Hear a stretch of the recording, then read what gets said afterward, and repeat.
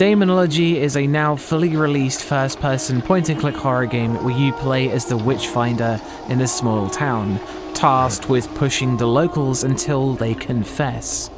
The game is available on itch.io and Steam.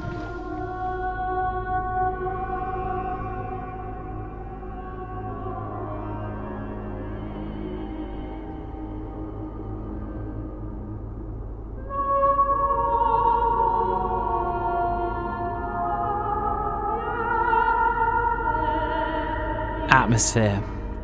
Just like the Game Jam version, the black and white visuals, the creepy pixel art, and the haunting soundtrack create this ancient, archaic vibe from the get-go. The pixel art creates a murky, minimalistic look, where things just aren't clear from a distance, and up close it somehow makes the horrifying form of the villagers more stunning. Though even the sullen faces of the seemingly normal people you speak to imply that the entire land has been touched by the devil, and it really doesn't need to do much more to be haunting and creepy than it has with aesthetics alone. Though the act of fulfilling your duty in the gameplay manages to evoke a sense of pressure and dread, it's foreboding to think about what you're doing. It's not clear who's guilty and who's innocent, and the people of the village are stubborn and contrived.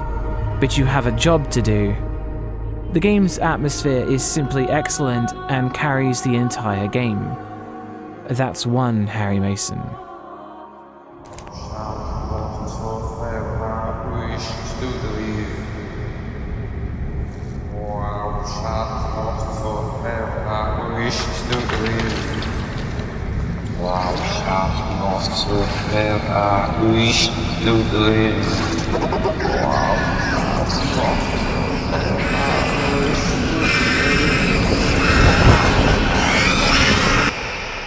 Scares.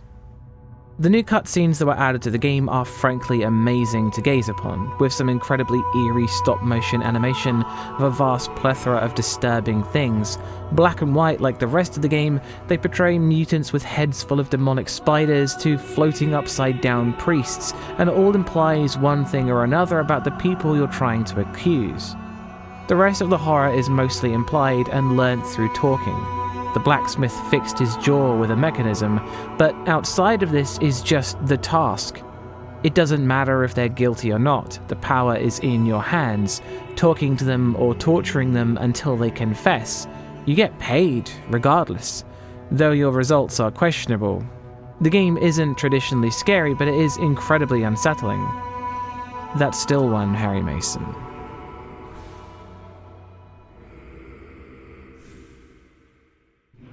Sound design.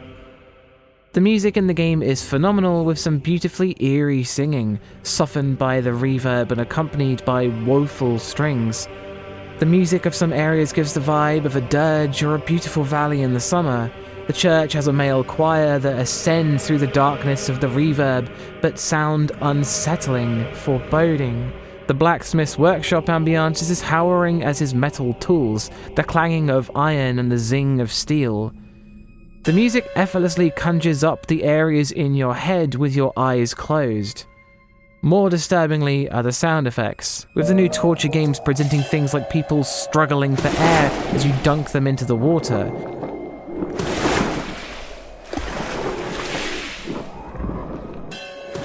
The sound of their screams as you tighten the thumb screws, or even the tongs on their tongue.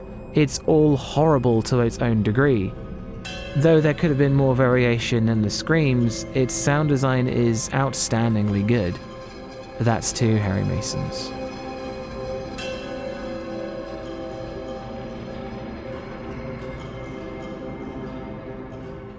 Gore. With the new torture techniques, there are several disturbing ways to force the villagers to confess with the tried and true devil's mark, stabbing them with needles to find it, to the newer techniques like tugging on their tongue until you tear it off. The pixel art and the colorless graphics do nothing to hide the gruesome nature of the act, and it's very telling. That's three Harry Masons.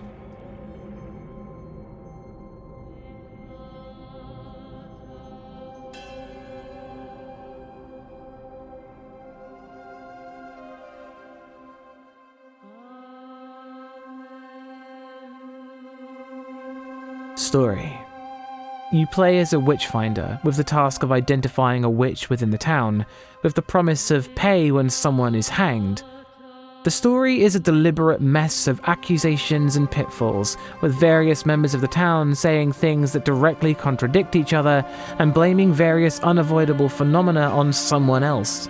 Superstitious times breed this level of distrust.